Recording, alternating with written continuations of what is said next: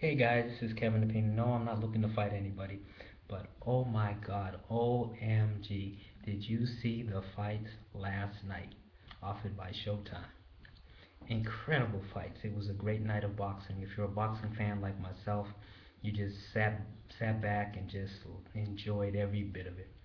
I'm gonna first say that the first match that they had was with um, Sakayo Bika won against Marco Parabon, and this was a fight. I mean, my God, these two guys.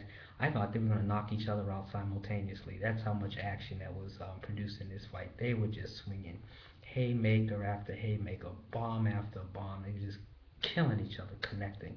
Um, but you know, that's boxing. Now the second fight was a heavyweight fight with Seth Mitchell against Jonathan Banks, and Jonathan Banks had beat him in a previous match, so this was a rematch.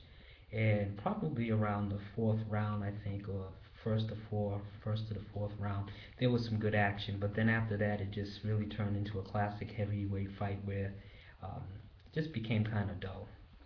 But now the main event was incredible. You had welterweight WBA welterweight champion Paulie the Magic Man Malignaggi against Adrian the Problem Broner, fighting out of Paulie's hometown, Brooklyn. And they were fighting in the Barclays Center, um, and it was an incredible fight. And I have to say that I'm kind of disappointed in one of the judges whose scorecard read, to me, which was a ridiculous um, 6 round difference in the fight where the other judges were, recording like maybe a 2 round difference in Broner's favor. Broner actually won the fight, and there's some disturbing remarks that came out of that. But during that fight, it was really a difficult fight to judge because Paulie Malignaggi was hitting Broner with everything, but he doesn't have any power in his shots. He's not a knockout boxer. So it was really tough, and I think for the judges because he was connecting, he was throwing, a higher volume of punches, but he couldn't just, he wasn't really doing any major damage to Broner. Whereas Broner, who wasn't throwing that many punches and was getting hit quite a bit with that jab by Malignaggi, um, threw some punches that were very devastating, but he couldn't knock him out. He couldn't knock him out, but he hit him enough, and he threw him just enough punches to win the decision. Now we get to the end of the fight, and customarily fighters will, have kind remarks about one another.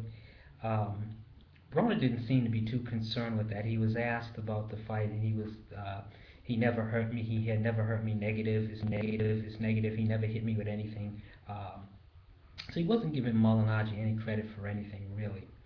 Um, and then he says, I beat Paulie. I left with his belt and his girl. And I'm like, girl? How did this girl get into it? What is he talking about? And then Malignaggi just went off. Then they got into this slight skirmish where Malignaggi pushed him, and Broner was like, "You lost, you lost," and Malignaggi said, "I know I lost, but you didn't have to bring that up." And apparently, in the pre-fight, um, Broner called supposedly the ex-girlfriend of Malignaggi. Her name is Jessica Corazon. She did a little brief video about how she had been dating Malignaggi for about 6 or 7 months, and then he began to get physical with her. I guess she claimed that he hit her or something like that.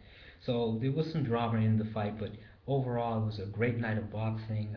Showtime put a very good package together, and I'm looking forward to Broner's next fight because he put out a challenge that he wants the fans to pick his opponent.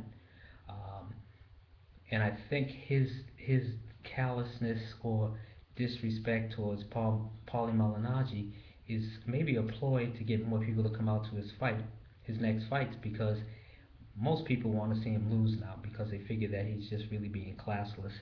He didn't show any sportsmanship or anything in good taste. So I'm hoping to see the next fight. Maybe he'll fight an opponent um, that could have a really good chance of beating him.